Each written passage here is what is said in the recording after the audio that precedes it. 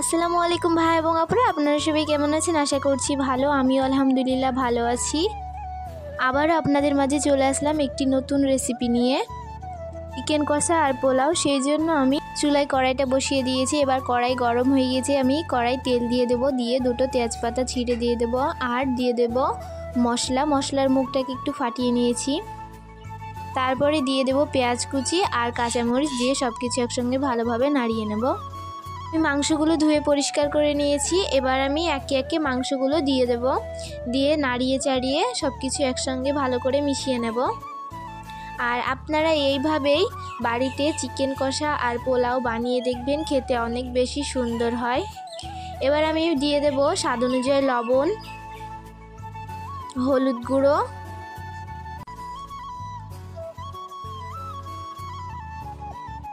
তারপরে দিয়ে দেবো ধনিয়া গুঁড়ো, তারপরে দিয়ে দেবো টমেটো কুচি, দিয়ে আবারও ভালো করে নাড়িয়ে নেব।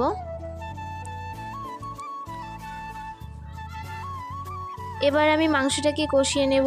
এবার এর মধ্যে দিয়ে দেবো কাশ্মীরি মরিচের গুঁড়ো, তারপরে দিয়ে দেবো আদা রসুন বাটা, তারপরে দিয়ে দেবো জিরা বাটা, দিয়ে আবারও নাড়িয়ে নেব, দিয়ে আবার একটু কষিয়ে নেব। নতুন ভাই এবং আপুরা, আমার ভিডিওগুলো যদি আপনাদের ভালো লেগে থাকে তাহলে লাইক, কমেন্ট, শেয়ার এবং সাবস্ক্রাইব করে আমার পাশেই থাকবেন। আর এইদিকে আমার মাংসটাকে কষানো হয়ে গিয়েছে। এবার আমি এর মধ্যে দিয়ে দেব মশলা বাটা, দিয়ে আবারও ভালো করে নাড়িয়ে নেব, দিয়ে মশলা বাটাটা দিয়ে আবারও একটু নাড়িয়ে চাড়িয়ে কষিয়ে নেব। এবার আমি মাংসের মধ্যে অল্প পরিমাণে পানি দিয়ে দেব, দিয়ে আবারও নাড়িয়ে চাড়িয়ে নেব। আর আমার চিকেন কষা হয়ে গিয়েছে।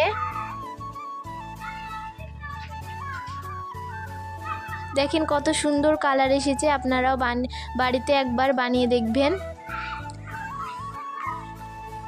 আর এদিকে আমি পোলাওয়ের জন্য এখানে বাসমতি চাল নিয়ে নিয়েছি 3 বাটি, দিয়ে ভালো করে ধুয়ে পরিষ্কার করে নেব চালগুলো। নতুন ভাই এবং আপুরা, আবারও আপনাদেরকে বলছি, আমার ভিডিওগুলো যদি আপনাদের ভালো লেগে থাকে তাহলে লাইক, কমেন্ট, শেয়ার এবং সাবস্ক্রাইব করে আমার পাশেই থাকবেন। এদিকে আমার চালগুলো ধোয়া হয়ে গিয়েছে। এবার আমি এর মধ্যে দিয়ে দেবো আদা বাটা, তারপরে এটার মধ্যে দিয়ে দেবো মশলা গুঁড়ো, তারপরে দিয়ে দেবো স্বাদ অনুযায়ী লবণ, হলুদ গুঁড়ো, তারপরে দিয়ে দেবো অল্প চিনি, তারপরে ঘিটা দিয়ে দেবো, দিয়ে সব কিছু একসঙ্গে ভালো করে মিশিয়ে নেব। আমি হাত দিয়ে ভালো করে মেখে নিচ্ছি। আর এদিকে আমি চুলায় কড়াইটা বসিয়ে দিয়েছি, দিয়ে ঘি দিয়ে দিয়েছি। এবার দিয়ে দেবো দুটো তেজপাতা, মশলা, দারচিনি আর লবঙ্গ, গোলমরিচ, দিয়ে ভেজে নেব। তারপরে আমি মাখিয়ে রাখা চালগুলো এবার দিয়ে দেব, দিয়ে সব কিছু একসঙ্গে নাড়িয়ে নেব। আমি নাড়িয়ে চাড়িয়ে পোলাও চালটাকে ভেজে নেব। আর নতুন ভাই এবং আপুরা, আমার কথার মধ্যে যদি কোনো ভুল ত্রুটি থেকে থাকে আপনারা অবশ্যই ক্ষমার দৃষ্টিতে দেখবেন।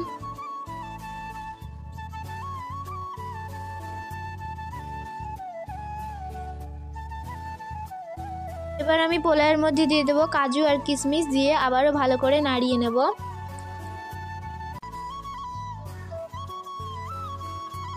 আমি পোলাওয়ের জন্য 3 বাটি চাল দিয়েছি, সেই জন্য এখানে 6 বাটি আমি পানি দিয়ে দেব, দিয়ে নাড়িয়ে নেব। তারপরে আমি ঢাকনা দিয়ে ঢেকে দেব। পোলাওটা বারবার নাড়তে হবে, না হলে লেগে যেতে পারে।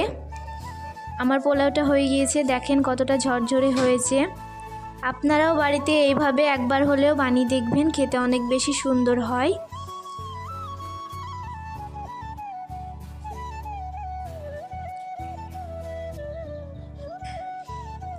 এবার আমি চিকেন কষা আর পোলাও পরিবেশন করে নিয়েছি।